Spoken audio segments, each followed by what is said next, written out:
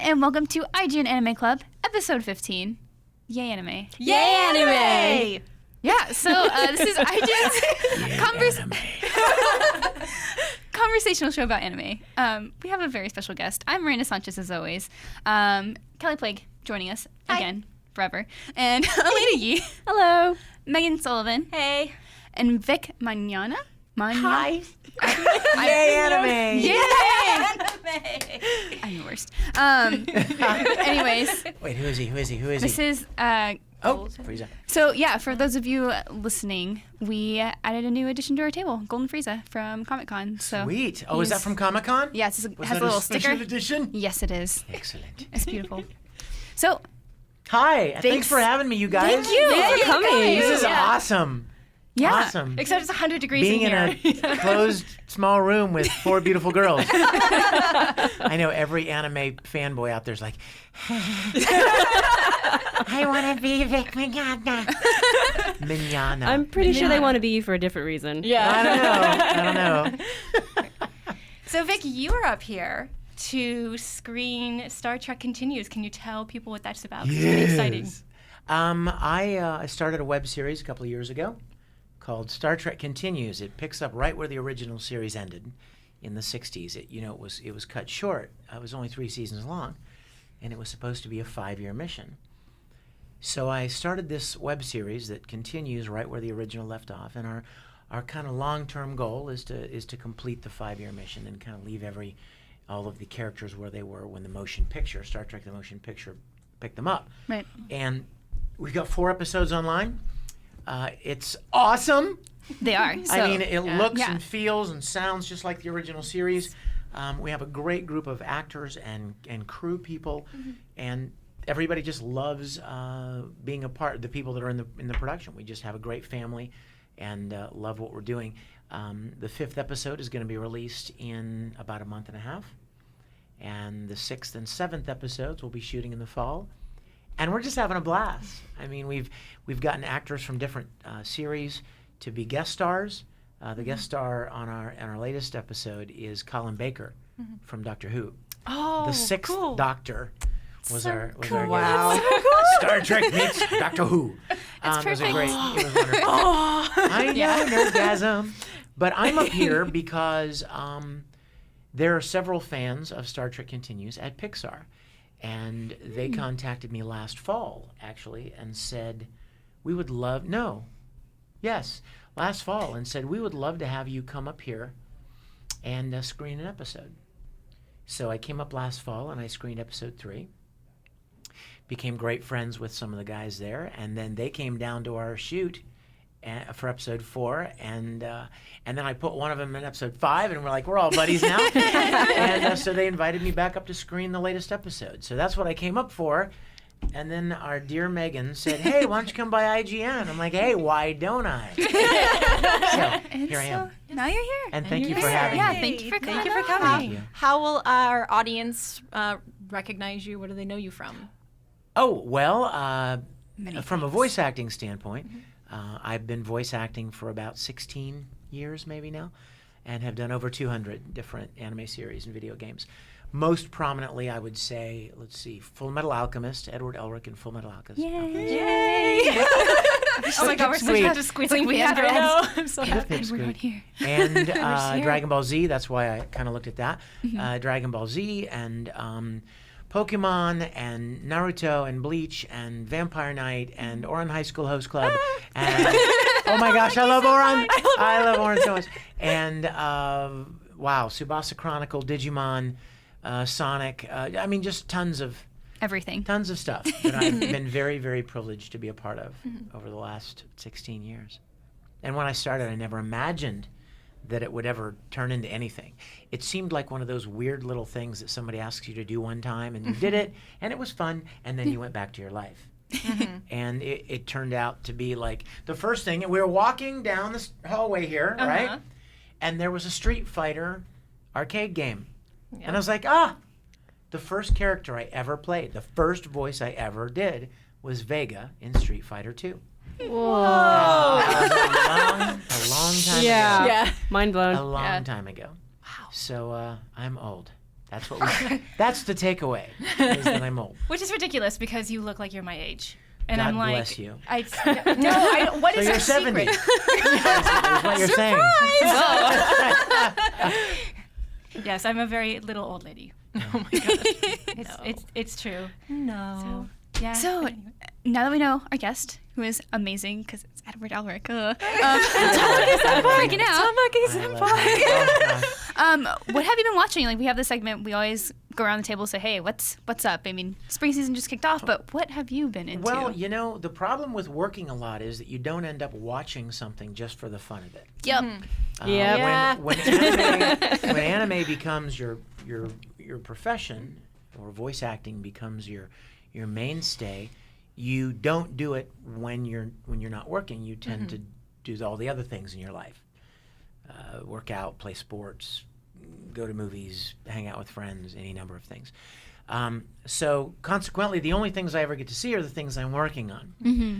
And one thing that I'm working on right now that I'm extremely excited about is I'm playing Reen in Free. I love him so much. Did you know that the voice actor in Japan who played Reen also played Tamaki in Ouran High School? No way! Awesome. That's so cool. And he also played Zero in Vampire Night, who I also played. You're like this. And- You're just like the alternate universe But version it of it. doesn't stop there. It's because he also played a character in another show that I'm working on called Show by Rock. It's absolutely adorable, and I'm playing the same role in that show that the Japanese voice actor. So, His name have is you- Mamoru Mayano. Have you guys met yet? I was gonna say, are you friends? But I want to so bad. You guys No, should. because all of the space-time continuum will just implode. Yeah. You can't have two people in the same time. I've told so many convention organizers, you need to get us to the same convention. Please. Because he also sings, and I've been a music composer, producer, piano, everything for twice as long as I've been voice acting. And I've sung several songs that he also sings. So I thought, how cool would it be for us to do a panel and like sing some of the same songs, and like he would do a line in Japanese and then I would sing the next line in English, and you know, we could have a lot of fun. How do would I love make to this meet him. happen? We need to make this happen. This has to happen because Mobilize your fan base. IGN exclusive. like a change.org petition to get him on here. Speaking of how do we make this happen? A few years ago, I went to Japan, and one of the things that I wanted more than anything was to meet Romy Park, who is the Japanese actress who played Edward Elric in Japanese. And they set it up for me, and we had dinner together, and we hung out one night, and it was the greatest experience ever. And the last thing Romy said to me was, I want to come to a convention with you and do a convention in America. And I was like, yes, let's make that happen. So I started talking to all these con organizers that I know, and it turned out to be much more difficult than we thought it would be. She has management team, and she has a lot of work. Yeah. She's very busy with her work. So guess what just happened last weekend? Ooh. Romy Park was a guest for the first time ever in America at Otakon in Baltimore, and I found out about it 2 weeks before, and they contacted me and said, hey, Vic, would you like to come? And we'll do a panel together. I was already booked. I was already booked at a convention. I couldn't possibly, back out of the event I was booked for. So I was really upset. I even recorded a video for them to play saying, hi, Romy. It's me, and I'm so sorry that I'm not there for your first convention experience, but everybody treat her good because she's awesome. And Oh, that's so Oh. sweet. Right. Oh, We need to do like a petition for that as well. We need Yes. to make this happen somehow. Oh my I gosh, don't my know heart. how, but Vic yes, and Mamoru. it needs to happen. That has to happen. That but would it's be also amazing. We'll just dangerous. put all three of you on the same panel. Oh, God. It'd be like a supernova explosion. of I even had the awesomeness. perfect name for the panel. If Romy and I did a panel together, you ready? Yeah. 2 Eds are better than 1. Hey! Oh my really good. God. It's really It good. writes itself. Anyway, Oh, that is good stuff. maybe one day. Yeah, well, definitely awesome to see you on Free. Yeah, I'm excited about Excited. Free. Very excited about Free. Got some mean postings from some kids out there that just apparently have nothing better to do with their time than be hurtful. You know, they're Yeah, out there. familiar with that. We are all very Familiar with it, familiar. aren't you? The internet. And it's really sad because you know, I've said this, if I may, I've said this at many conventions and in many panels that I've done. Over the years, I've gotten hundreds of emails from fans specifically telling me about how they are bullied, about how they're made fun of, they're ostracized, they're thought of as weird or something. And you would think if there was ever a fandom where the members of that fandom would never bully someone, it would be the anime fandom, because those kids know what it's like to be bullied. And yet, there are a small but loud, small group of kids out there that somehow are so lonely or so unhappy with themselves that they feel like the only thing they can do to get attention is to make outrageous remarks and mean, hateful things about somebody that a lot of people know in the industry. And it more hurt me than made me mad, because I go to so many events and have met tens of thousands of people and have endeavored to be kind to every single one of them and make them feel special and let them know that they're loved and that they're unique, and that, you know, and to, after spending that much time in the anime, sewing, investing into the anime world, to know that there are kids out there like that is very sad. And they made a lot of noise when the cast announcement to Free was announced. But now the dub has come out. Like, the first few episodes have been aired on Funimation's, I guess Netflix or Funimation's website. Everybody's Funimation's really streaming. enjoying it. And I'm so glad, because I love being a part of it, and I'm so happy. I even cosplayed as Reen. I did. Are there pictures? Pics, or it didn't happen. Yes. Look it up. Yeah, let's see if it'll come up. Oh my gosh. Vic cosplay Reen, R-I-N. Matsuoka. Boom, there it is. the That first didn't take one? long. No, right there. Oh, there we go. In the article. Okay. Oh, sorry for those listening. to Go happen. look it Oh up. my God, he's wearing a shark costume. Okay, but you know what's special shark about costume. you know what's special about the shark hoodie is that the girl who is the wardrobe supervisor for me on Star Trek Continues, Ginger Holly, love you, Ginger, and Hannah, love you, Hannah. She made, they're anime fans, and she made that hoodie for me. And we were shooting Star Trek, and she brought it and gave it to me, and then she handed me the red wig too, and she's like, "Can we take some pictures?" So we set these pictures up at the pool, in the hotel in the city where we shoot Star Trek, and Okay, yeah, because Elena and I can't see. Yeah. Isn't that amazing? Perfect. Amazing. It's flawless. It's So- that's pretty great. So good to be friends with people who know how to sew. Yeah. right? Oh my That gosh, cosplay yeah, struggle. She's amazing. Yeah. She's amazing. That is But awesome. and you know what? I hate to be negative, but there were some kids that hated on the fact that I cosplayed. Now, There's always somebody. who in their right mind would Yeah. not love a voice actor being so excited about the role that he's playing that he would cosplay the role? You would think that people would love that, right? Right. We You do. would- I think Yeah, most people we- do. You just yeah, get most the. people do, and It's always unfortunate comes that down they're to just that small group, right. and they always make so much noise that people think there are more of them than there really are.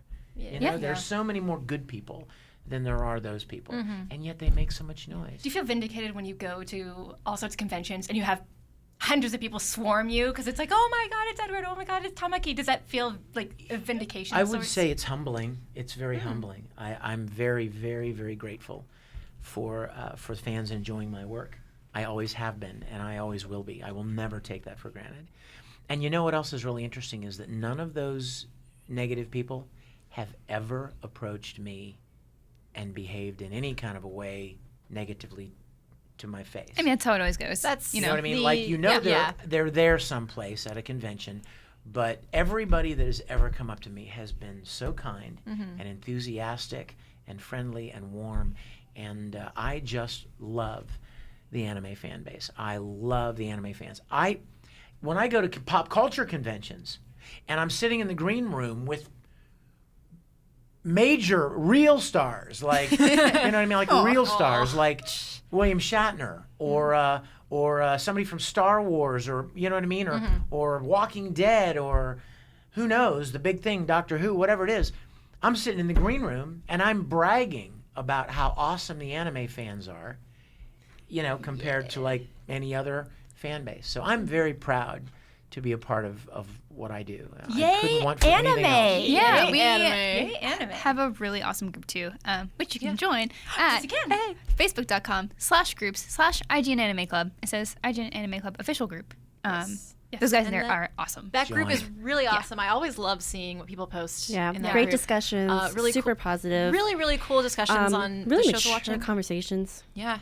Yeah. Sorry. So I'll have to shout check out it to the out. group. That sounds It great. makes me cry That sounds sometimes awesome. because I'm so happy. Yeah, thank you all for being part of the group. It really brightens up my Facebook feed, to be quite honest. Yeah. Yeah. And to know that you have For the sure. power to brighten people's lives, you know what I mean? Yeah. Isn't that so much better? You know what I mean? Than bringing darkness, and bringing sadness or depression or disappointment.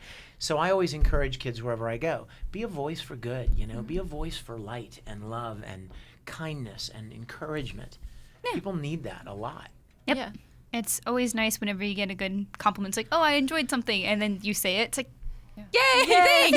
Yeah, I think most people they like something on the internet and they're like, oh, that's really good, and they go on. But taking the time to be like, I just wanted to, like, we have fans email us and be like, thank you so much for the last Which episode. means the world to us. It means the world to really us. does. People so do that. much, especially when we do encounter those the vocal minority of really, really mean, angry people. YouTube. Sometimes- I mean, yeah, like Unfortunately. yeah. We don't talk about that place. You have to beep that out. We don't I didn't talk even about say the it. dark place. No, but it's nice to when people take the time out of their day to say something nice to you, because it offsets that like one person Absolutely. who said something horrible Oh, and it you're just feeling does. bad, and then the person, people on the Facebook group, the people who like tweet at us directly, are always the people who say wonderful things and encourage us, and that means a lot. See, you encourage these girls. See, so keep it up. Yeah. And I love you. Here's your encouragement for the day. You are awesome, you're special and unique, and you have many skills, maybe some you don't even know about yet, and we love you. Yeah. That is your soundbite of the day, the week. Sorry, I didn't mean to life. get so heavy. No. You know what I mean? No, but that's good. that's part of our our fan base. It's part of our fandom. It's part of the anime world, and I think it's good to confront things head on. Sure. You know? You have to sometimes. So, let's talk about anime. Yeah, There's some cool anime coming on. So, Yeah. School Live. yeah. School Live. We have School Live as always. We've done this spiel on School Live. Yeah, Yeah. and it's really funny. So we talk about the spring lineup or when it's spring, and then Or- right now and we're then in summer. We just started summer, so. So right now on the series that's that they've really loved The is this biggest series surprise for called me School of the Live. season. So Yeah. much. It's School Live. School Live. Yeah. so It's a pun. you could Yeah. think you could pronounce the school live. I mean, it's spelled The the same way, Japanese but it looks like is it's like live. school living. So we're Yeah, calling it it school actually- live. So Right. And it makes sense when you think about the context. Which School is Live as opposed to School Dead.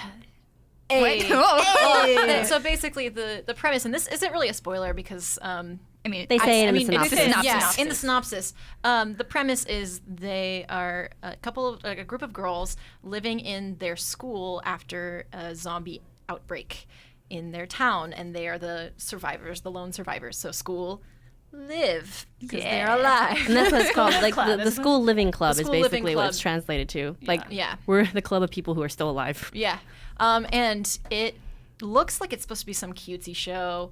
Super And moe. then Super. Who's dubbing super it? moe. Is it being dubbed? Is it dubbed yet? Not yet. yet. It's on It's simulcast Crunchyroll. right now. So Yeah, it's just being I need aired. to look into that. Yeah, I need to look into that. it's Another convert. oh yeah. So basically, This is how Oron started. Somebody told me about Oron, and I looked it up, and I was like, I want to play that guy. And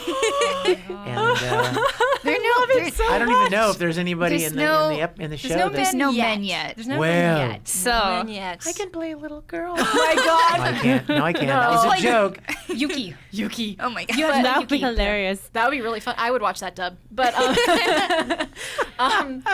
yeah, so basically it looks like it's supposed to be super cutesy and kind of like we were all we kind of wrote it off immediately, and we were like, we'll give it a shot. Yeah. And I think most of us almost dropped it during the first episode because it kind of drags on with this cutesy stuff, and then it just punches you in the gut. Yeah. It's really Repeatedly. serious. You know what? Anime Yeah. is so good at that. Did Yeah. you ever notice that?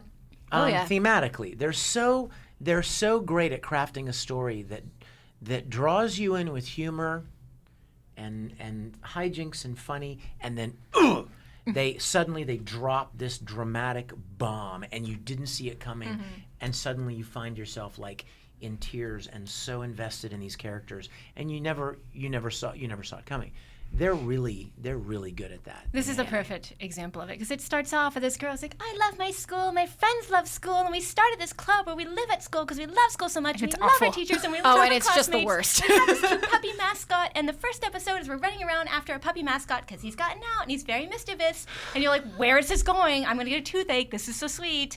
And in the last 2 minutes, you find out what's really going on, and it's like, right in the feels. Yeah. Wow. It is And brutal. I like to say, instead of converting people, I like to say I'm infecting them. Better word. So Nice. we have infected a couple people around this office already. Really? Who have in turn shown their friends. So I'm trying to get people to watch the show. We're doing a Yeah. legit IGN zombie It's like apocalypse. a viral I'm approach. feeling a little bit of a Hey! tickle here myself. I think I may be infected. And then speaking of cutesy-ish things, I think you and I are both watching Himoto Umaru-chan. Yes. Did you guys watch it at all? I've haven't seen it gotten to it recommended, yet. but it's on my queue. It's just It's on my queue. So it's just a fun dumb show. It's dumb. This show is about a girl who's just flawless at school. She's super talented. She's like Everyone loves her. She's straight A's. All the boys love her. All the girls love her. Everybody loves her. top of her class. When she gets home, she shrinks into like a chibi size, and all she does is eat snacks, read manga, and play video games, and she's lazy and selfish and terrible. She's like the worst The person. worst person ever. And How she do cries they like a come up with baby, this and- stuff? Right? You know, that's the other thing that I just love about anime, you know? It's like it comes from an imagination that's not even often the way Western culture thinks, you know what I mean? Like people that write stories, you know what I mean? Western culture stories, they have a certain kind of arc and certain characters, and you know what I mean? But such creative, imaginative stories that I could have never in a million years even thought of coming up with something. Maybe not that one, but just in general. Like Evangelion, or, you know, I mean, some of these shows that are like, how do they ever think of this and the amazing twists and turns that they put to shows? Yeah, like, I think a big limit of that is how, at least in the Western culture, we view cartoons. Is that it's either a big comedy, sort of satire thing, or it's for children. Yeah. And you kind of limit yourself there when you That's don't a good point. Yeah. That's take a it very good past point. that. That's why I Yeah. love that T-shirt that says it's not a cartoon, it's anime. Or like, it's like something from Big Bang Theory or something. I think Yeah, something like Sheldon has this shirt that says they're not cartoons, they're anime. Yeah, and so like once you kind of let that go, you can do so much more because animation is fantastic, and you know you see it with a lot of indie films from other countries, and of course with anime, that there's so much more you can do than with live It action. doesn't have to Yeah. be a Miyazaki film to win Yeah. awards. Yeah, and Right. and you know, there's a lot of freedom that you don't have with live action, that kind of gets limited definitely in the West. Like I definitely think of cartoons as like it was on Cartoon Network or Nickelodeon, or it's like South Park, Family Guy, The Simpsons. Right. There's not really like a venue for cartoons to explore kind of the themes that we see in anime in the like cartoons in the West. So I do like that. There's only been like a couple, like the Airbender. Yeah, obviously that's not a. But I don't even mean all exception. cartoons. Sure, but yeah. even then, like that was targeted towards children. Yeah, and then it evolved. Like Yeah, the first Korra season is evolved. Yeah, the first That's where season. it was. I mean, like I love that show, but the first season is definitely targeted towards kids, 100%, and then it kind of grows out from there. Yeah. Yeah. I mean, and you're starting to see a different caliber of cartoons on like Cartoon Network and stuff too. Like you see Steven Universe, Steven Universe. which is I cannot recommend that enough. Like takes like very good hints from anime, and like with the writer, she worked on like Adventure Time and some other stuff too, and it's just fantastic. But obviously, it's still geared towards kids. Like she said, like this is still a kids show, even though we have like these more adult themes and things that are just, I mean, just fantastic storytelling. So it's kind of interesting to see how, at least through kids' cartoons, that some of the animators now and storytellers are trying to do different things with them, aside from them just being, kind of garbage or just fun time, whatever. I mean, they have more of a purpose, or say have like more of a meaning to them, that give them a little bit more substance and make them more enjoyable. Yeah, and obviously there's exceptions. Like there's like episodes of like Rugrats and stuff that are pretty deep. If I do say so myself. There's one that were like they unionize and stuff. But I think generally like you see a lot of evolution in Western animation. Right. And that's stuff we've been seeing from anime for Right. a much longer time. It's like you only have those those hits, like, oh, Batman the Animated Series was amazing. Yeah. But Gargoyles. Like there's some things here and there, but you but again, they're still usually aimed towards kids, at least at first. But You know what's interesting is that it kind of comes full circle because I'm sure you guys know this better than anybody. The history of anime, like when it started, was right after World War II, and Japan actually sent people to America to study Disney and figure out how they were doing this amazing animation that they were doing, and they wanted to be able to take it back to Japan. And when they got here and they saw it, they're like, oh my gosh, we could never spend that much money. I mean, we could never afford to do it at that level. And so what they did was they decided to take a different direction, and that was story driven, not so much spectacle and not so much, you know, the complexity of the animation, but the story would be the key.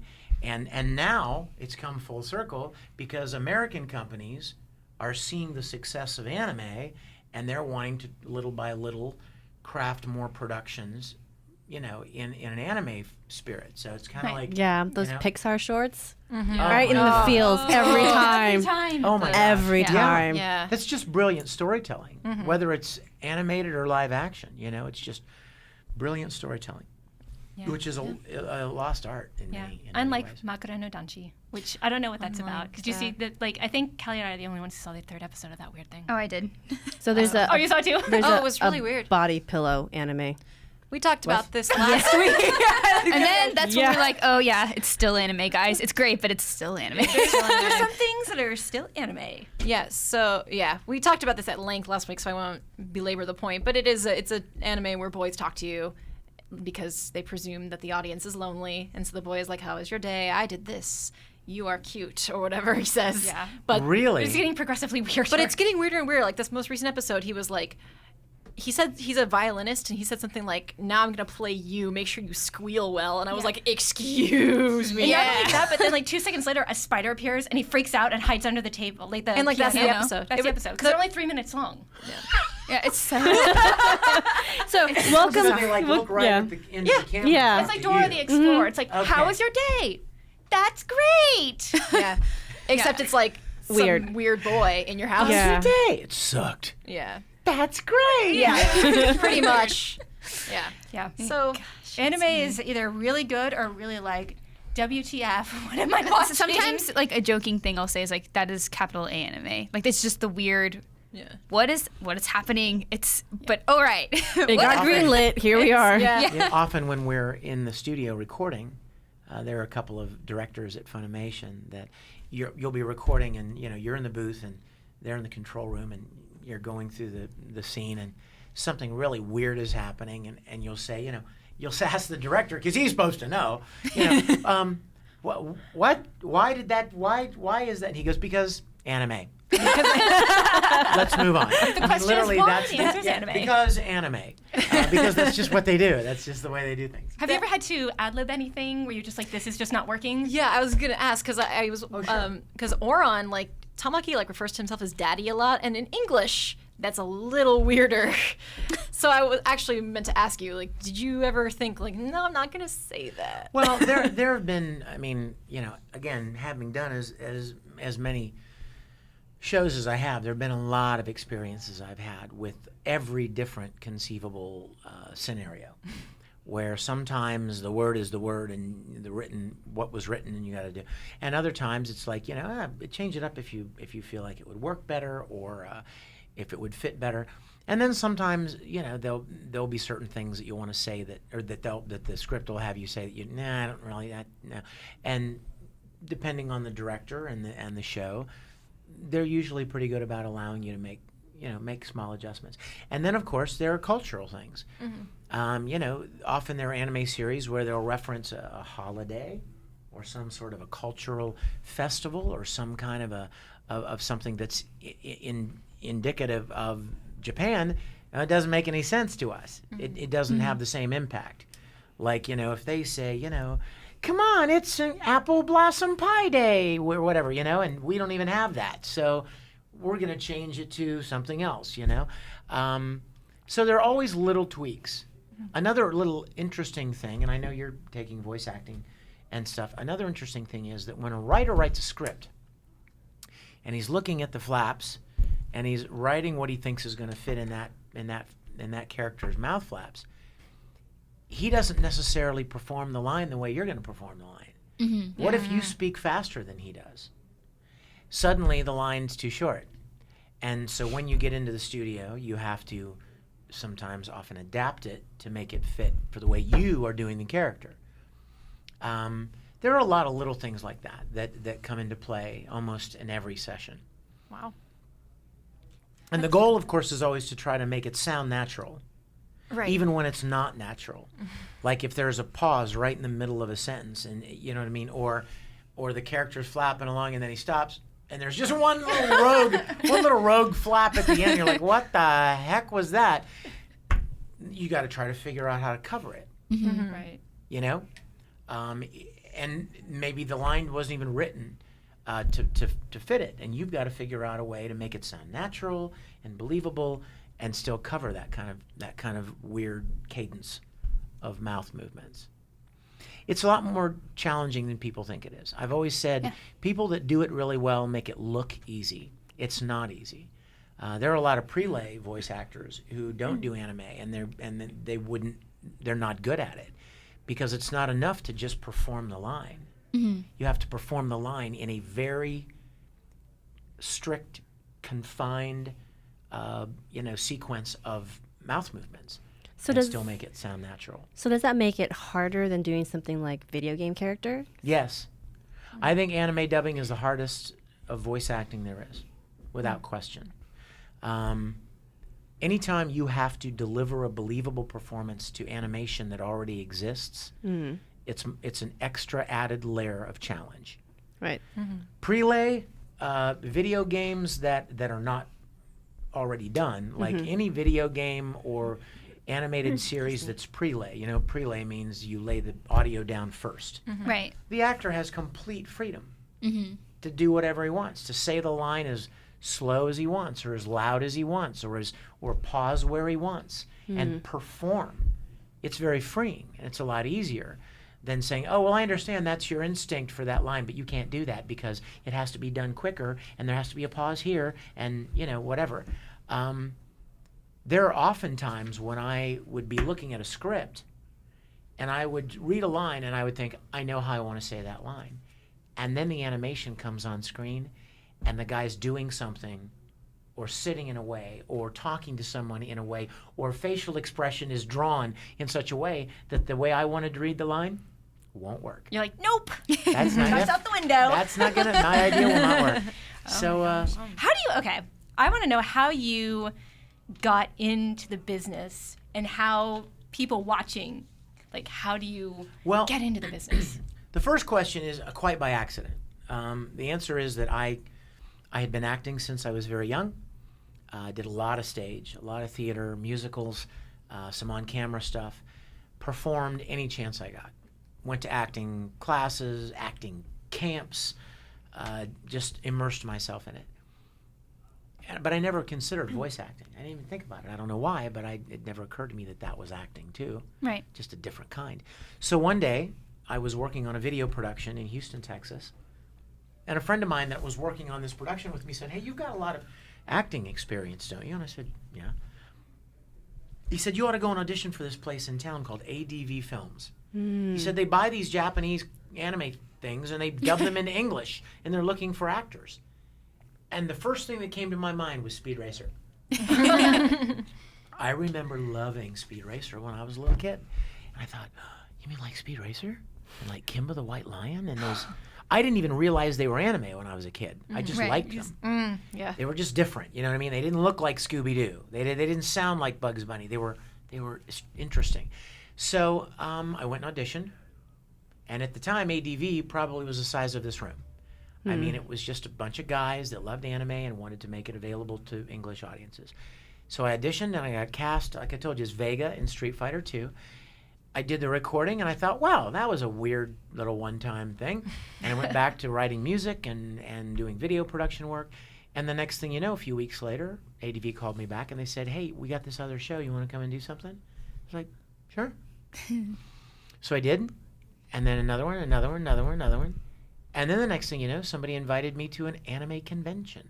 I didn't even know they had conventions. I used to go to Star Trek conventions when I was a little kid. I'd dress up as Captain Kirk and go to Star Trek conventions. But I didn't know they had anime conventions. So I went, and I met people from Funimation in Dallas. And they said, hey, you want to come up and play a character in Dragon Ball Z? And I was like, cool. What's Dragon Ball Z? I had no idea.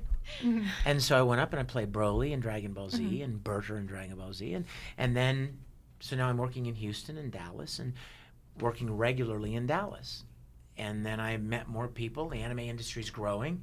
I'm doing more events, doing more shows, and I meet people in New York, and I go and do Pokemon with the New York people. And then I meet people in LA, and I start working on Bleach and Vampire Knight and Kakaishi and, you know, Naruto and stuff in LA. So I always tell people it's totally a God thing because I didn't plan this. I didn't set out to do it. I didn't, you know, study and make demo reels and hand out folders and knock on doors and walk the streets and beat the pavement to get an opportunity. A door opened and I kind of naively stepped in, having no idea what was on the other side, and it grew into this huge industry, and I was just blessed enough to be in on the ground floor when it grew. So that's how I got in. Now it's hard because the anime industry is so big and so many more people want to be a part of it. So it's a lot. I think there's a lot more competition now. Even for me, I mean, you know, it doesn't matter. People don't care, you know, you did this and this and this. Yeah, but, you know, we've got 70 people auditioning for this role, and it's highly possible that 1 or 2 or 9 of them will be better than you were at it. So it's a very challenging industry now with so many people that want to get into it. Do you have any advice for people who would want to? I mean, even though you had your own way of getting in. Well, I did have my own way, but my way is still, you have to have acting experience. Yeah, that's good advice. It doesn't matter how big or small the industry is or was. The key to voice acting is acting. And if any of you have seen panels of mine before on the internet, I hate to sound like a broken record, but it's just as true today as it was the last 9 times I said it. And that is, it's not about making funny voices. It's about playing a character. It's about acting a role. 99% of the voice actors I know have a huge background in acting, in theater, in studying acting, and they bring those acting skills to their voice acting. It's just a different set of tools, you know. When you're an on-stage actor, you've got your costume to help communicate your character. You've got your facial expressions. You don't even have to speak. And you communicate. You have your body language and your gestures. You have other people on stage with you that you interact with. When you're voice acting, all that is gone. It all has to come through the subtleties of your inflections and of your voice. So I just tell people the best thing you could possibly do if you're interested in voice acting is get into acting and take every opportunity you can to develop your skills as an actor. Get involved in school plays, get involved in community theater, church programs, anything to develop those skills. A lot of people met somebody who was already in the business and they got them an opportunity. Right. So some people may say, well, I see, it's who you know. Well, I've often said who you know may get you in the door, but what you know will keep you in the room. Yep. You know what I mean? That is absolutely true. And that Somebody actually gives you an is- opportunity to come into an audition and you're no good, or you've not prepared, or you're not confident in your abilities, you won't, nothing will come of that audition. Yeah, that actually, I would say, just harkening back to a previous episode we had when we had Crunchyroll here, that's pretty much essentially what they said about breaking into the industry in other forms. Like if you want to be in PR or even work as an engineer there, they said, first and foremost, be good at what you do. Yep. I think that's true anywhere. I mean, people ask us, like, how did we get here? It's like, well, I wrote a lot. I wrote a lot. Yeah. I knew what I was writing about. Yeah, Yes. and a lot of fans are naive and they think, you know, well, I'm going to be a voice actor, and I'm going to move to Dallas and be at Funimation, and then I'm going to be a voice actor. And you're like, well, have you done any acting? No. but they somehow think that they're going to go and they're going to learn all of these skills on the job. They don't realize that you got to walk in the door with the skills from the beginning. Because I tell you something else, for a studio, time is money. Yeah. The anime business is a business, and the faster and more efficiently that a studio can get an episode recorded, the better. So they want people that are sharp and efficient and quick and versatile. And so the more, as you say, the more you know going into it, the more you're prepared going into it, the better chance you'll have at succeeding. Cool. Yeah, so I'm sure plenty of people are going to appreciate that. So I know we always have people like, oh, I want to get in the industry sort of thing. So yeah, thank you for sharing your wisdom. Oh, well. We have a couple of fan questions too. Oh, Yeah, good. yeah, we have a ton actually. Yeah, we have a ton of them. I'm trying to think like which one's a good one. So Tell me about the fan questions. well, we'll start with one from Alan Holman. Yeah, Hi, the Star Trek Alan. one. Yes. Thanks for your question. Well, it starts off with a compliment. It says, I've seen every episode of every televised Star Trek series, so a web-based Star Trek show like yours is a breath of fresh air for me. You do a phenomenal job acting in it, and you also did you did magnificent work as Edward Elric in the Full Metal Alchemist anime. My question is, what are some of your favorite anime that you haven't acted in? Well, I really would have loved to have been a part of Death Note. When I heard about it years ago, I thought it was a really cool idea for a story. And unfortunately, as you probably know, being experts in the field yourself, Death Note was dubbed in Canada. Yep. Which means you will not find an American voice actor in Death Note. One of the caveats, one of the agreements that a studio makes or that a company makes to dub a show in Canada is that they agree to use all Canadian talent. So the studio is Canadian, the engineers are Canadian, the actors are Canadian, the producers are Canadian. And then another show that I would have loved to have been a part of was Wolf's Rain. It was a beautiful anime it was done somewhere that where I didn't live, but it's a beautiful anime. Those are the ones that come to mind off the top of my head. Cool. And again, Alan, like I said, thank you for mentioning Star Trek, Alan. Good job, Helen. I'm so honored. I'm fulfilling a childhood dream of playing Captain Kirk. Yeah. And so you could look online and see pictures of me at 12 years old, dressed in my Captain Kirk uniform. Aw. So to see, decades later, me getting to play that role on these perfect sets with perfect uniforms and all of my friends and making these episodes it's a dream come true. So thank you, Alan, and share the love. Spread the news to your friends and tell people about Star Trek. Oh my gosh, that's so awesome. Super, super cool. Yeah, let's see. What other questions do we have? Let's do the one from Quentin. Yeah, that one's a good one. Yeah. So what was the difference what was the difference you saw between the first version of Edward Elric from the original version of Fullmetal Alchemist and the Brotherhood version? His question kind of actually goes along with John Paul Keith. So John Paul and Quentin, I'm going to merge. I'm basically going to transmute your questions. Hey! I'm going to go out with Transmutation two questions circles. become one. I have to tell you that when we finished the first series, we all were really sad because we loved it so much, and we felt like it didn't end, like it didn't have a good ending, like it just didn't end. It just stopped. There wasn't any resolution. And a lot of us that were working on it were like, that can't be it. I mean, then they made the Conqueror of Shambhala movie, but that took place earlier. Mm-hmm. And so there were all these unanswered questions. And we were glad that it ended strong. We were glad that the series ended strong.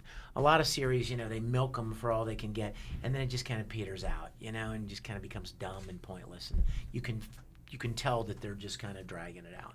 But when we found out that there was going to be another Fullmetal Alchemist, we were all a little worried because, the first one turned out so good. Right. That, what if the second one's crap? You know what I mean? What if it's not good? When I heard that it was going to be following the manga, I thought, oh, that's a good sign. Because everybody always told me that the manga was amazing. everybody that I met would be like, I love Fullmetal Alchemist. Have you read the manga? I'm like, no. And they said, well, it's just awesome. The manga's so great. So when we heard that it was going to follow the manga, we figured, okay, well, that's a good sign. And the animation's a little bit different than the original. But as far as Ed's concerned, Quentin, I have a unique perspective on Full Metal that most people don't. And in my mind, when we started Fullmetal Alchemist Brotherhood, the thing that I thought of that I loved the most was that Ed gets to go to new places, and Ed gets to have new adventures, and Ed gets to meet new people, and even change clothes. In my mind, it was like the further adventures of the Fullmetal Alchemist. Yeah. It didn't seem to me like a whole separate thing. It was just more new adventures, and that I get to go back to this world that I love and this character that I loved. So I didn't ever really look at them as hugely different. To me, it was more of the same character. And I think the story arc is very different, and it's much heavier and darker. Brotherhood is, and Brotherhood has a proper ending. You know, it actually has a really great resolution to it. I bawled my eyes out at the ending. Yeah. With Winry and Ed, oh my gosh, I was a blubbering fool. But if you were to ask which one I liked better, that would be you, John Paul. I have to say that even though most people like Brotherhood better, I have a very, very soft spot in my heart for the original, because that's where I first met Ed.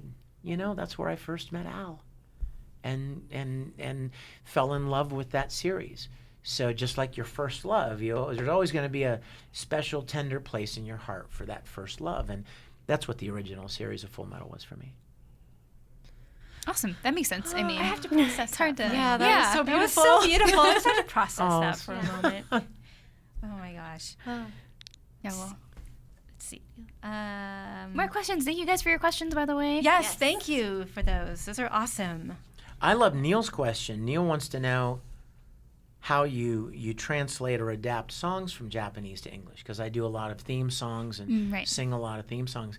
You know what's really funny about it, Neil, is that when you translate, and you guys probably know this very well, when you guys translate from Japanese into English, it doesn't take as much space. It doesn't use as many words. Did you notice that?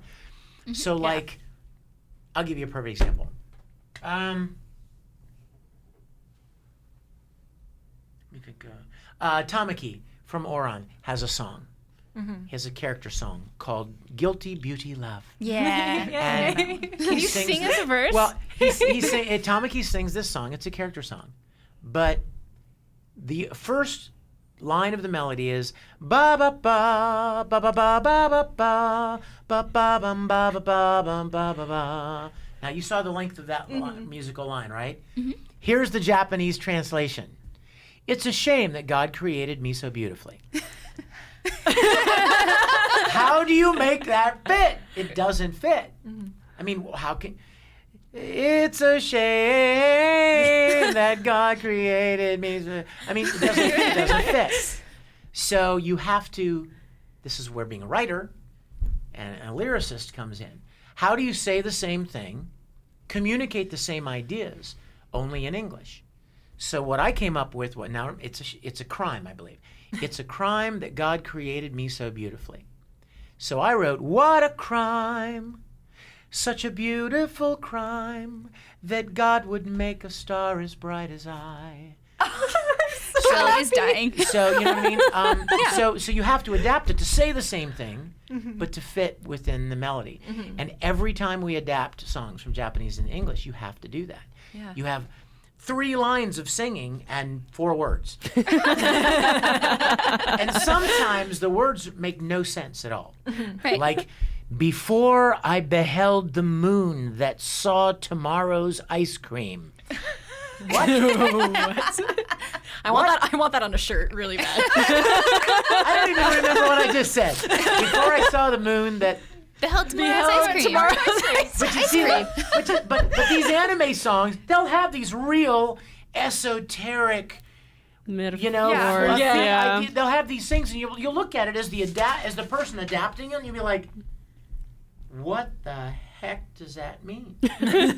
So now you have to kind of interpret what you think they're trying to say, and then you have to adapt it to match the melody. Again, very tricky. Yeah. Looking at the moon, I really want some ice cream tomorrow.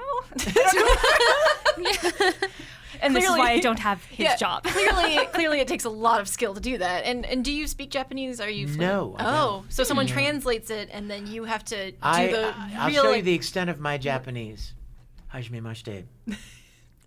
Now, that was the first thing I learned when I went to Japan.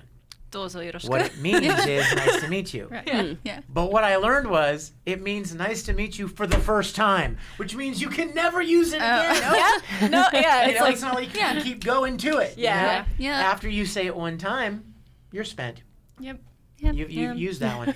So, I've learned a couple of things from anime that I've done, obviously. Like you're looking at the script and then you hear the Japanese actor go, "Nani?" And you start to learn that means what? Or what do you mean? Or what?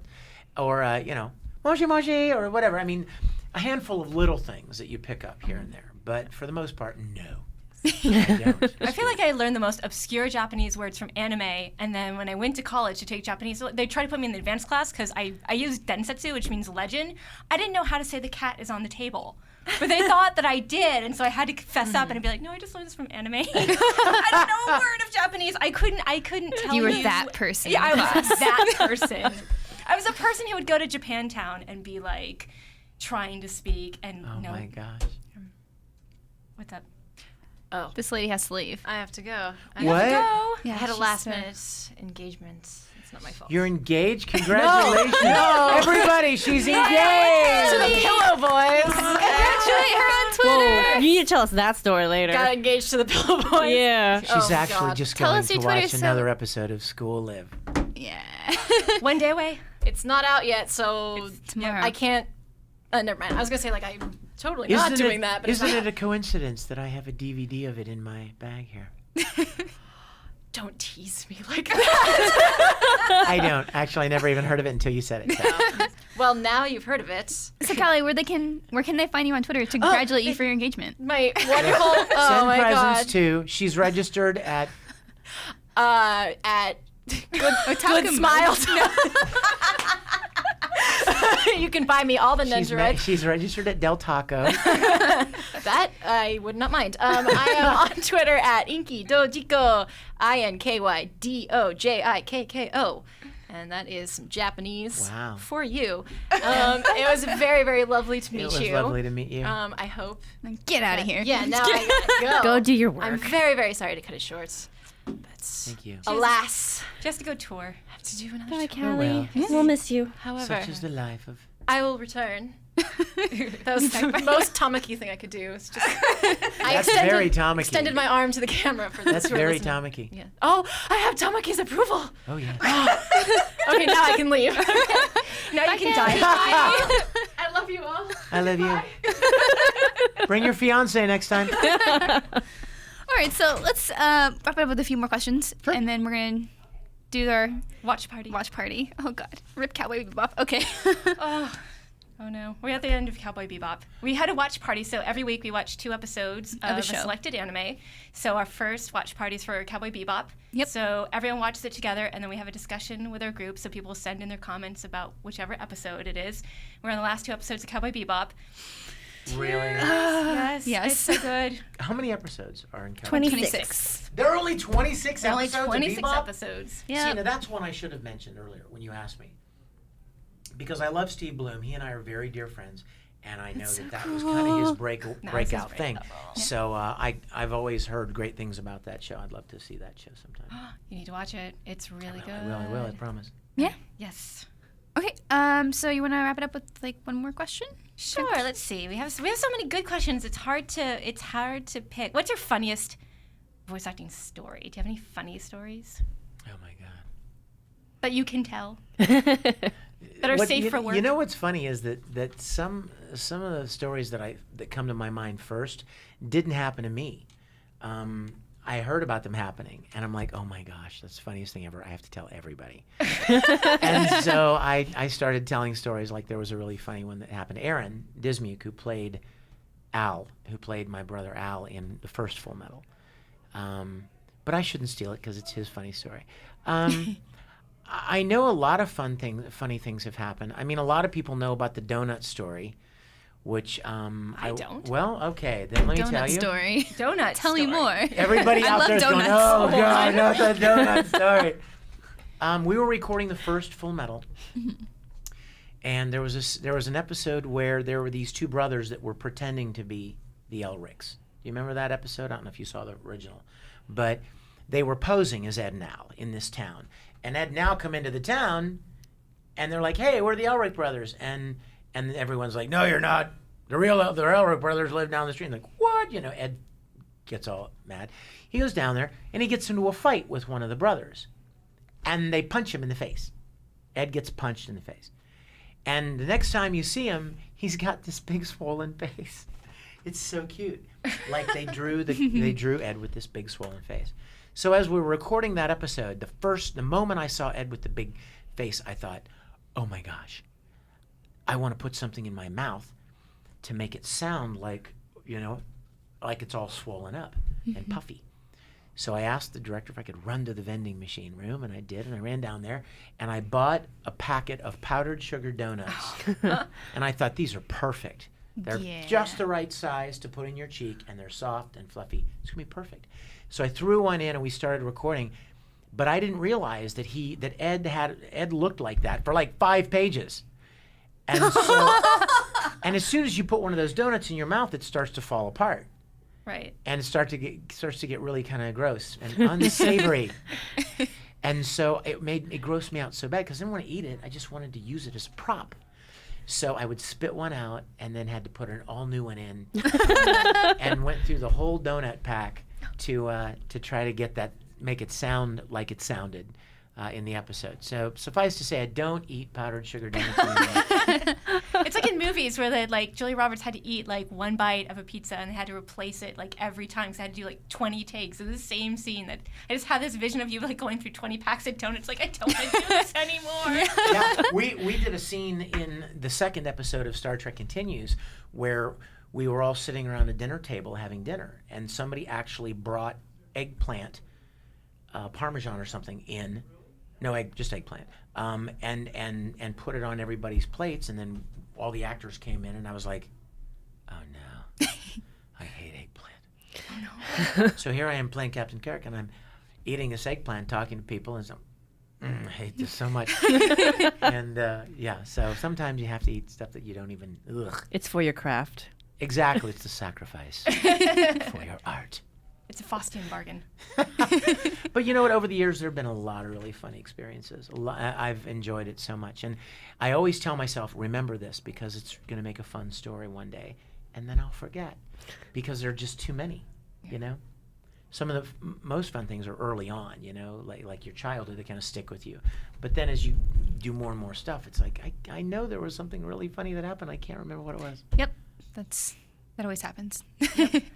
Awesome. Thank you for answering all these questions. Oh, you're welcome. This Thank was you for super asking. fun. I'm so glad you came. I'm glad you guys made time too. for me. I'm very excited to be here with you guys. Yay. Yay It's anime. awesome. Yay anime. Yay, Vic! Yay, Vic. Yay, IGN! Yay. Yay, for pointing Pixar! me. Yay, Star Trek! Yay, everything.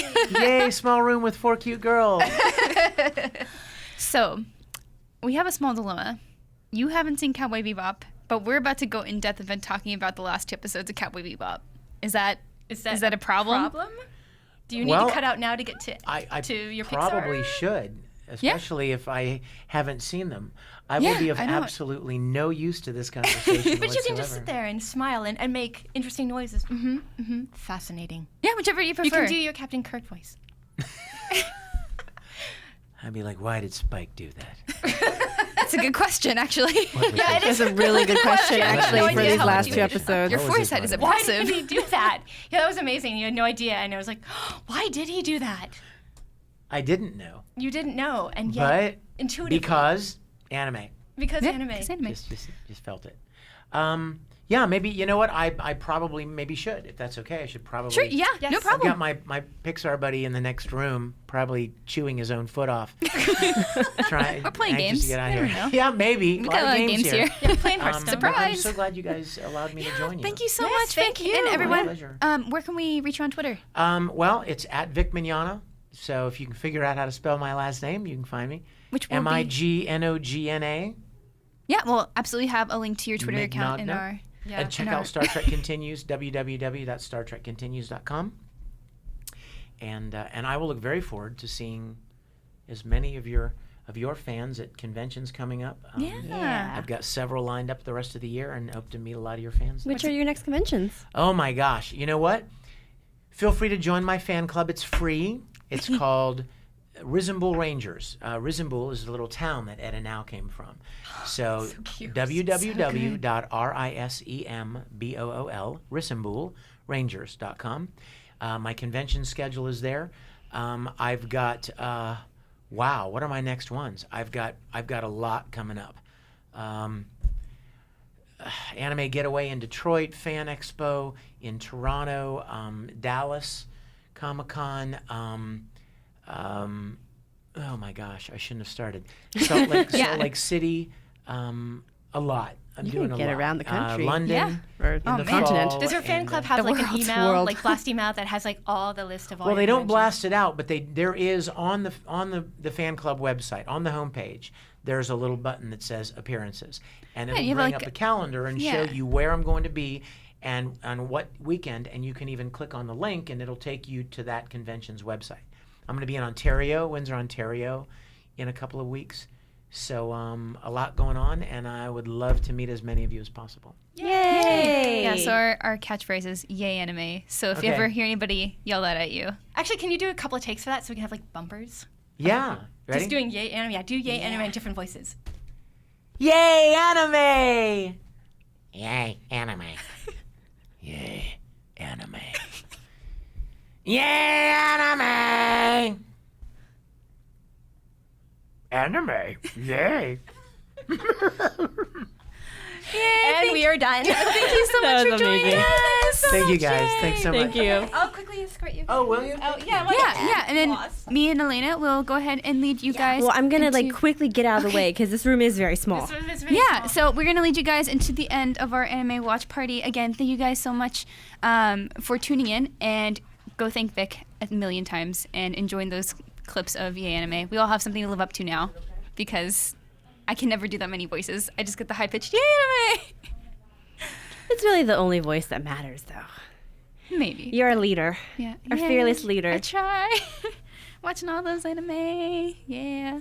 But yeah, anime watch party. Of course, everyone's in the group is having their discussions. Like, there's this awesome post actually by Anil Sarangani. Sarangi. I am sorry. I already apologized for like last names a million times. Take this as my lifetime apology for everybody. It says, sorry for the pessimism, but now that we finished Cowboy Bebop, I just can't wait. I just can't see the merit in the show. Yes, it had crisp visuals for its time. Yes, it featured talented voices in its soundtrack. But the actual plot was mediocre. Also, the characters had horrible chemistry. To be honest, I can only chalk up its high praise to nostalgia, which I don't quite agree with. I mean, everyone, that's totally valid. Like, if you didn't buy into it, that's fine. I mean, not every show is for everyone, and not everyone's going to enjoy it the same way. I mean, common sense. And everyone, I can't tell you guys how awesome the Facebook group is because everyone's respectful of each other's opinions. Why? Because everyone's allowed to have opinions, which is awesome. But for me, I think they actually had a good chemistry. That's kind of a big point of Bebop, is that kind of family lifestyle. Let's travel on a ship and we go on adventures and explore this universe, and we have our own little side stories going on, and we all have our own resolutions, right? Obviously Ed got hers before everybody else. She's done. Like, Faye got hers in 24 as well. Like, they're done. Like, their story as far as Cowboy Bebop is concerned is over in a way. Like, they've reached their goal about the past. Like, ultimately this is a story about living in the past and overcoming your past, and like looking towards the future and being able to move on. Jet got his even sooner. yeah, Jet was yeah, he was just kind of there. Well, towards no, with the end. whole like the woman in his life kind of thing. Yeah, I mean, we saw that, and then of course with his partner and how he lost his arm and all that kind of stuff too. So we kind of get all of that, but when it comes down to it, of course, we have Faye and Spike, who are kind of the big epicenter of living in the past, and of course, it is important for Faye because she didn't know who the heck she was. I almost cursed. So that's like kind of a big deal, and I think that's the premise about living in the past. Like that is the actual plot. The plot isn't Spike's weird thing with fishes, like their rivalry. That's not the plot. That is part of it. The whole plot is getting over your past and the past coming back to haunt you, as it comes with Spike and with Faye. So that's what I saw it as. If we're looking over at Bebop as a whole. I feel like if you're looking at Bebop as a whole, I could see the validity of some of the criticism. Yeah, which absolutely. Is, like in particular the point about the characters having horrible chemistry. I wouldn't go that far, but I would say that I could see where that comment comes from, just in that the characters don't have a lot of interactions, so it doesn't seem like they have that much chemistry. And when they do exchange like lines, sometimes it's very brief in the sense of there's not that much information even exchanged. Like it doesn't feel like some shows where two characters can say 3 words to each other total, but you can feel an entire conversation pass through those 3 words. So in that regard, I can kind of see it. But I still think that Bebop's appeal, like I wouldn't put Bebop high on my personal must return to the series constantly list, but because I haven't really ever finished it until now, I don't think nostalgia is a factor for me. And so looking at the series, there's just so much detail in it that I don't think you can ignore that. And I think, honestly, for me, I think that's what makes Bebop such a great show. It's not necessarily that the characters are amazing or that the characters have great interaction, per se, that you can point to it and say, that made me so emotional. I cried every day for a week after I finished that episode.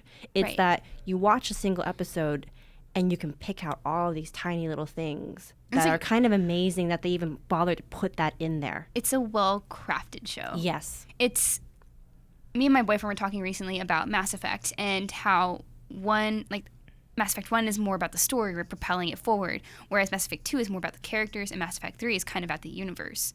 And we kind of juggle, like, well, which is the better story? Do you want to know more about the person, like the in-depth of the characters, or do you care about the universe? Like that doesn't necessarily focus on each individual character.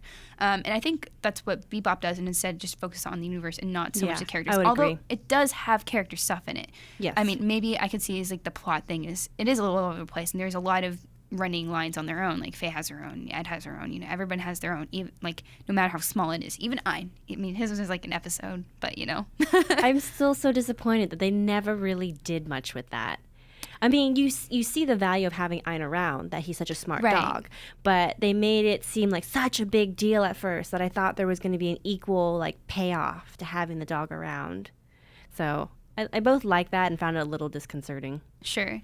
I don't know. I think one of my favorite things about Bebop overall was how it showed that the universe just like takes up innocence and just shreds it. I mean, you kind of see that through all, like we were saying before, like our villains who are very childish in their nature or have something wrong with like innocence or kind of trying to go back to that again with like going back to the past, like living somewhere we're not quite there. Like, we had the space seal, I don't remember what they're called anymore. Space rats? I purged it from my memory. The Ganymede rats? Yeah. And then how they were just so childish and, looked up to their mom like a goddess kind of thing. And the kind of weird thing, just how it doesn't kind of compute. And you have the little kid who never ages. Mm-hmm. There's just like so much there for that. And I really appreciate how they have that theme running throughout the entire show. And like, of course with Faye and childhood and not remembering who she is or where she grew up or anything. So I liked it. Are we digging into the details yet of the actual episode? That's like kind of an overall thing for me. Like I did enjoy it. I wish maybe they could have done a little bit more with Ed. Like Ed and Ein, like they're a cool pair. Like someone said it would be cool just to see an offshoot show for just them two doing weird, silly stuff and exploring the universe more. But yeah, let's dig into episode 25 and 26, which were Oh, sorry. Two parts of a whole. I'll let you finish actually giving the title before I jump in, because I'm super eager to follow up, just because of what you had said about the whole child Yeah, you go ahead. kind of thing. So I think it's fascinating that you mentioned that, just because I felt like in these last 2 episodes in particular, the whole time we had kind of seen Faye. I've always thought of Faye as kind of a badass, in the sense that she's independent enough that she knows how to pilot her own ship. She can hold her own in a battle. She can run off on her own, and she gets herself in trouble, but it's never like damsel in distress trouble. It's just like somebody who's making poor life choices trouble, which is, a kind of a genderless sort of thing. And like anyone can do that. I felt like in these last 2 episodes, seeing her compared against Julia made me realize how young she really is. It was a really interesting kind of look at that, like that kind of switch in like perception on like her character. Mm-hmm. I was also glad we finally got to see a bit more of Julia, because we've only seen, memories of her and kind of glimpses of her name here and there, and finally it's like, this is the woman, and then she dies. But, like, oh, bye, Julia. See ya. And they telegraphed that so blatantly. I was kind of shocked almost because of how subtle Bebop can be. But there was a moment where, like, I forgot what it was, but it was a sudden camera shift, and it, like, slowed down or something, and I was like, something's gonna happen. Like here we go. Here we go. Yeah. I think it's fine that we didn't see tons of Julia. Like, she was just this kind of like obsession with Spike that we knew that he cared for her. Obviously, there was something big that happened between them. We finally get that all resolved, all cleaned up. She didn't want to leave with him. She was supposed to betray him. She had like this. She's just been living her life on the run, kind of thing. And then they're like, yeah, let's run off together. They don't. Megan, what did you think? You're kind of quiet. I don't know. It's hard because we don't know much about Julia, so it's hard to really feel the loss of when she. Like, I knew that was coming. Like Elena said, it was really far telegraphed, and so I didn't feel like I had the impact. I was more impacted by I don't know what the character's name is, Martha or something. The lady who gets shot in the end. Right. And I was actually more impacted by that her. because even though we only saw her once, there was this connection that I really felt. Like, it was a more believable connection as opposed to this obsession that Spike has. Overall, I thought it was... We've already talked about it. I mean, it's all about family and, like, going back to childhood and trying to get back to the past. And that's the thing that was hard for me to resolve, is when Jet was like, well, go try to get that thing that you lost. And I'm like, no, the whole thing was about letting go of the past. Nothing good comes of it. Nothing good happened for Faye. Yeah, and then nothing good came for Spike, too. I mean, he lost Julia. She died. He lost Julia, and then he lost his own life. And then, well, that's kind of ambiguous. Whether or not he's, like, actually, like, dead. Yeah. He's probably hanging on, like, he's either dead or hanging on by a thread, but... Yeah.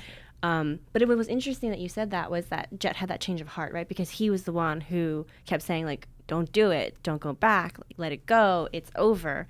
Because that's basically what Jet has done. Yeah, and I don't understand why he changed his mind. Maybe I just missed something, but that was one of those things where I don't quite understand, because it's almost like, he might be killed, and yet you're pushing him towards it, and it's like... I think it was because of Spike's resolve. Like, this is something he needed to get over. Like... Spike all this time was living this life, he's being a bounty hunter, and like they're saying it's just kind of a dream. It was him running away from his reality. At the same time, like, the past will come back to haunt you in a way. Like, he left things unfinished. Like, Vicious was still out there. Vicious, assassinated the guys or did his coup, and then the Red Dragons came after Spike and everybody affiliated. So, I mean, you can't run away. And I think at that point, Jet realizes that Spike has to finish this. Like, he can't. Like, they'll follow him. Yeah, it's like his makes past sense. is not over. Like, it's now reappeared. It's not just something you can just let go now. It is come back to haunt. It is that lobster in the fridge. Came back for him.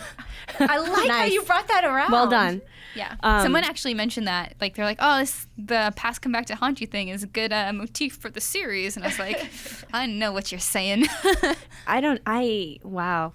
That was really well done. Yeah, so it's sorry. It's just how Spike's situation is different from everybody else's, and how they're able to let go of their past when Spike knows he can't. Well, there's a great line that he says, I believe in the second of the 2 episodes, where it got real fast kind of thing, where, Faye pulls a gun on him, and, that's her way of saying, you mean something to me. This, this crew means something to me. Don't do it. Like, don't basically throw your life away. And he just straight up tells her, one of my eyes is just gone. And so basically in one eye, all I can see is the past. And in the other, I see the present. I was like, whoa, that just got deep, right? Right? Yeah. But in the way, it's a very physical representation of what at least the adults had to deal with on that ship, where you always have something kind of reminding you of what it is that you lost or that you haven't resolved yet. And to me, it was really striking that it's only in that episode that we finally hear Spike admit to it, right? Because he never talked about it. He never really dealt with anything that seemed like he was, He was always kind of glib about it. Yeah. And this is the first time where he just straight up delivers some harsh, truth about how he actually is experiencing life. Yeah.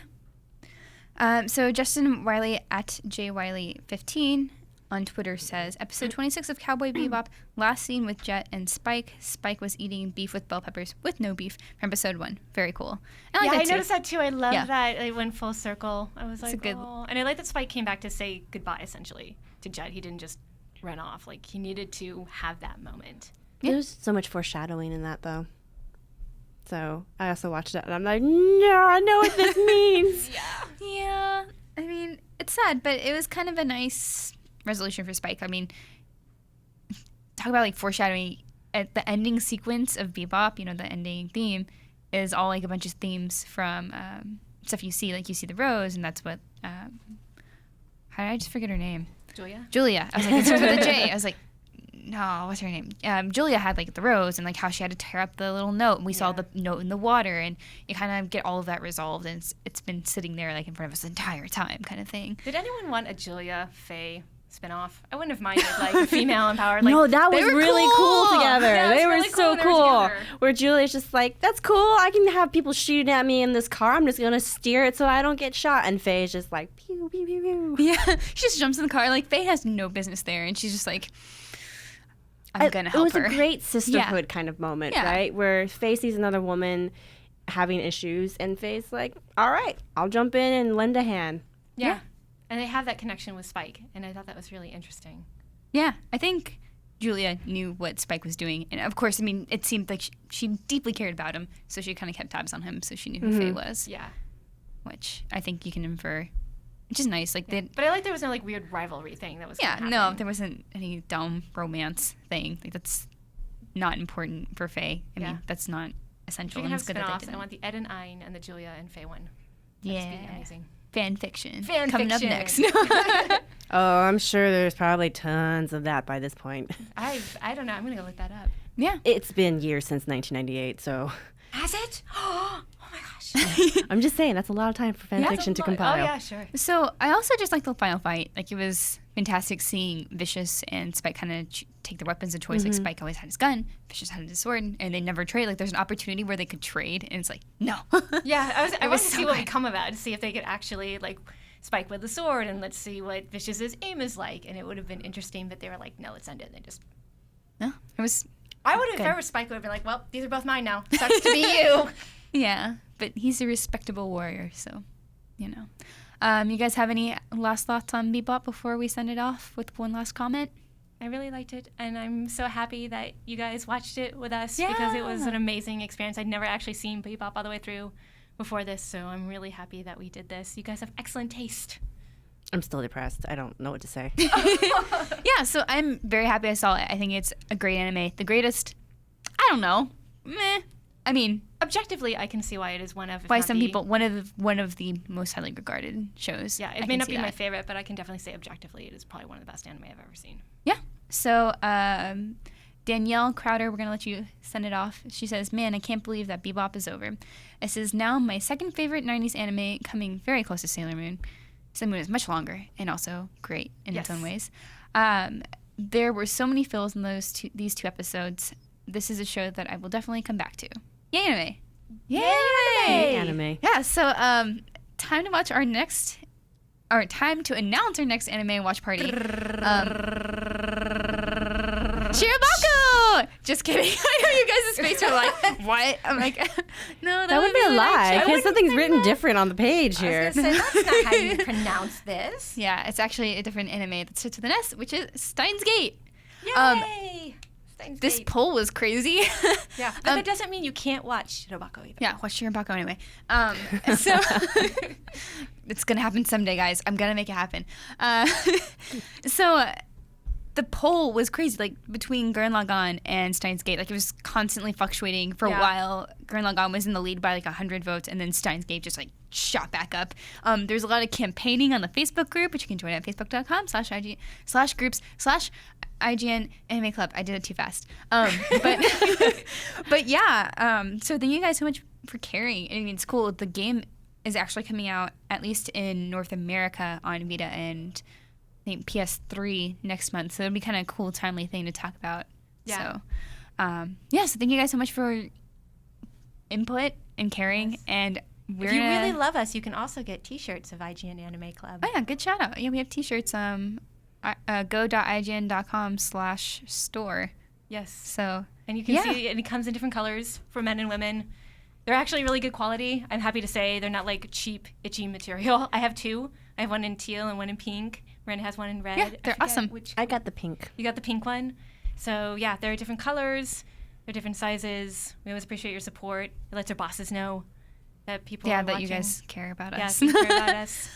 But yeah, so next episode we're gonna talk about Steins Gate episodes 1 and 2, which is Yay!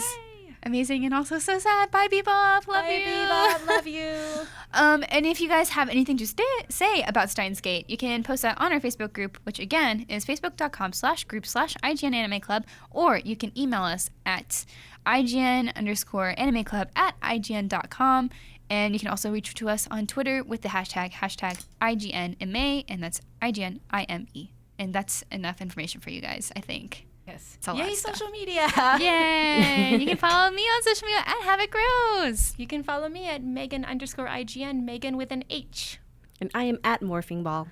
And that is IGN Anime Club episode 15. And once again, thank you to Vic for coming on. Yes, It's thank you. fantastic. Thank If you you guys for have any coming. questions, shout out to him. Say thank you. Follow him because he's amazing. So, Yeah. Edward Elric himself. Yes. And yeah. We're going to try to have more people, a couple more people on who are big IGN fans Yeah. sometime in the future. So can't say who it is yet because we have to arrange all Confirm. that in the future. But we have Fans public- and yeah. friends and industry peoples. Yep. So, Yep. look forward to it. All right. Thank you guys so much for joining us. All right. Bye. Bye. Yay, anime. Yay, anime.